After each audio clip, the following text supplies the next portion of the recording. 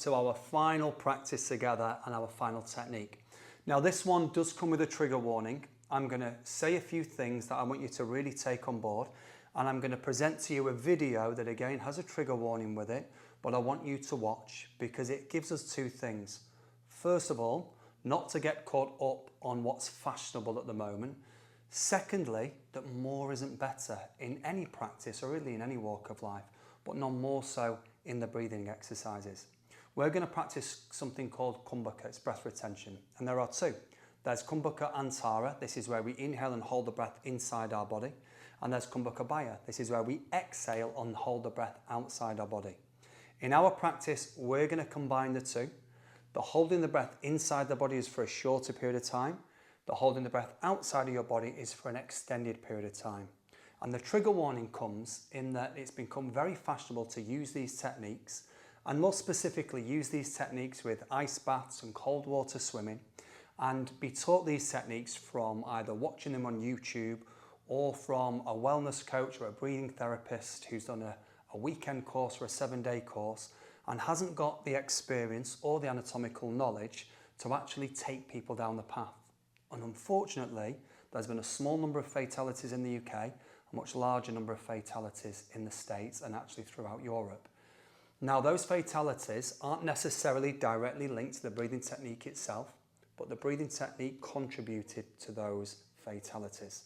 And the video I'm about to show you is going to highlight what can happen if you don't practice these with awareness, with consideration of how you're feeling in the practice, and importantly, without the guidance of an experienced teacher. So let's move over to the video now where you're going to watch a free diver's response to holding their breath for too long. Rescue! Rescue! Breathe, breathe, breathe, breathe. Breathe, Fred. Breathe, Fred. Breathe, Fred. Rescue breath. Rescue breath. Breathe, breathe, breathe, breathe, breathe. Breathe. Okay. Okay. Breathe. Keep breathing. Keep breathing. Keep breathing. Keep breathing. I'm okay. Keep breathing. Now, what's important to note here is that you are watching a professional freediver there, surrounded by other professionals who had medical training. Unfortunately, when these techniques are practiced by yoga students and wellness students and breath coaches, they haven't got that same level of expertise or that same level of health advice and emergency aid advice around them. Hence why people are getting into difficulties. What we need to remember is, again, more isn't better.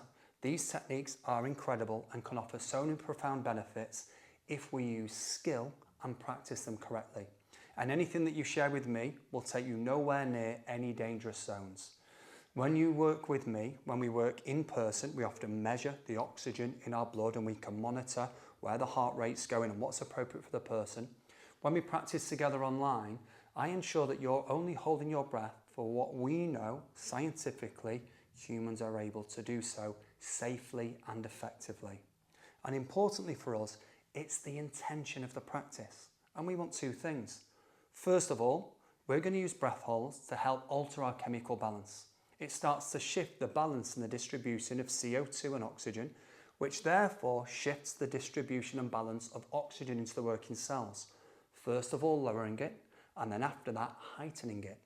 It also starts to change our biochemical balance and even potentially our neurochemical balance, so the brain chemicals that start to influence our behaviour and how we feel.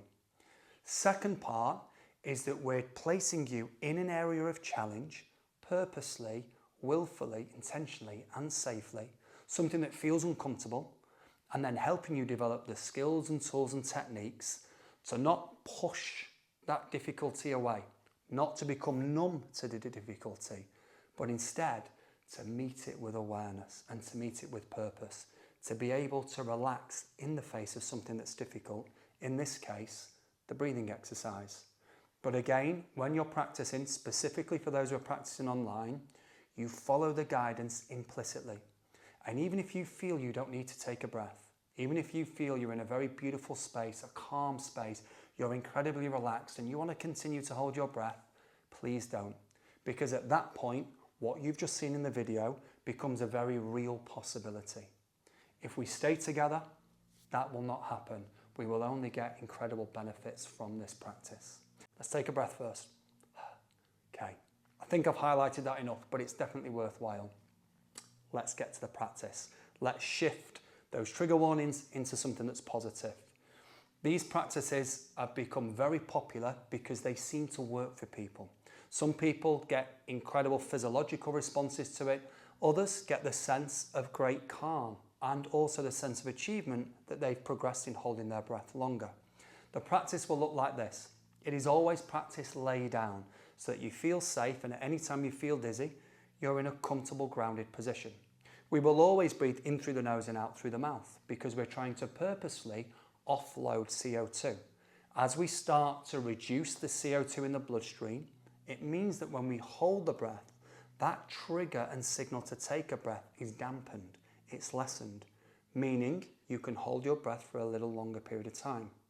And it's in holding the breath outside the body that we work with the skill of the practice.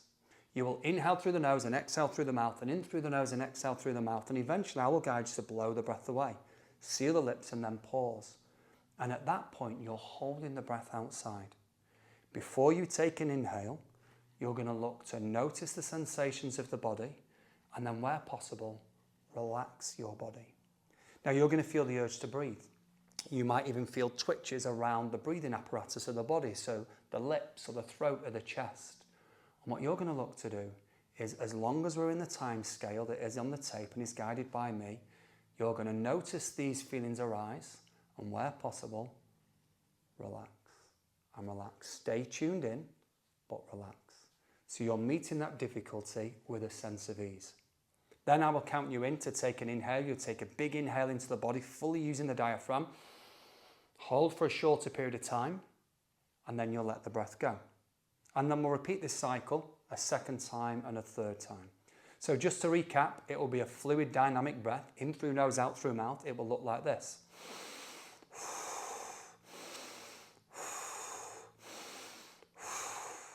You'll be counted in to take this final breath in. Pause. You'll blow the breath away and hold. Seal the lips, you'll hold. When you're holding the breath, you will stay tuned into the body, listen to the guidance of my voice, and relax. You will practice this a second and a third time, and the more advanced practices, the second take that we have is a fourth time. All the while staying connected to the voice, staying connected to what feels appropriate for your body. Now, if you need to take a breath during the breath hold, then definitely take an inhale, exhale, and then just let your body relax and wait for the second circuit and the third circuit. This is one of those where we can measure our progress.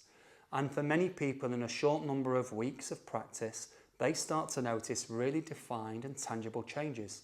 They can more comfortably hold their breath for extended periods of time, safely, and it brings them into that sense of groundedness, incredible focus, and quite relaxed as you close.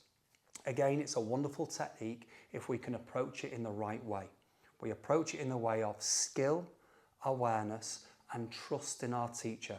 When you're instructed to take a breath, even if you feel you don't need to, please always listen, follow the guidance, and take a breath.